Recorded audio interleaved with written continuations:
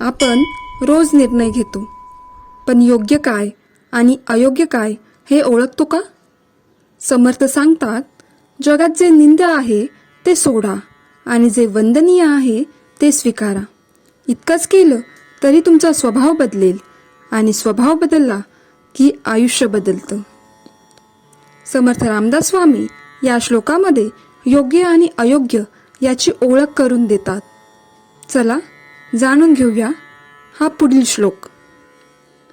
नमस्कार मित्रांनो, स्वागत आहे शिवशंभू गुरुकुलमध्ये, जिथे योग, भक्ती आणि जीवन शिक्षा एकत्र येतात. चला सुरू करूयात हा अद्भुत प्रवास. समर्थ रामदास स्वामी सांगतात, मना सज्जना भक्ती पंथेची जावे. म्हणजे समर्थ थेट मनालाच हाक मारतात, देवाला नाही, पुजारालाही नाही, मनाला. भक्ती म्हणजे भजन, जप, उपवास नाही. भक्ती म्हणजे मन सुधारणं. देव शोधतोयस, पण मन सुधारायला वेळच नाही. पुढे असे म्हणतात, तरी श्रीहरी पाविजे तो स्वभावे.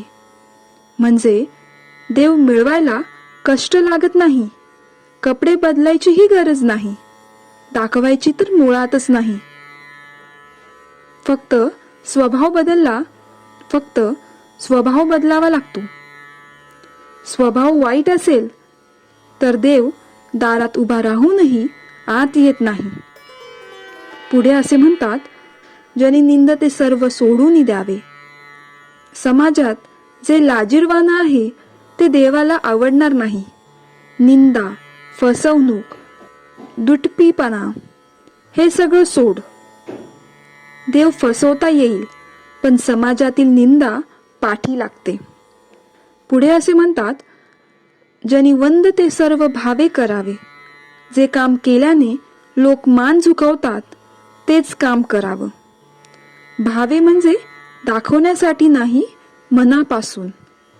लोक टाळ्या देतील असं नाही, पण मन शांत राहील.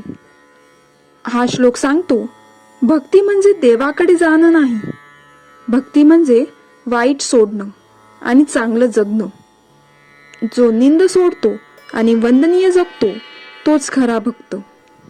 समर्थ रामदास स्वामी म्हणतात, देव कपाळावर नाही, तो आपल्या स्वभावात असतो.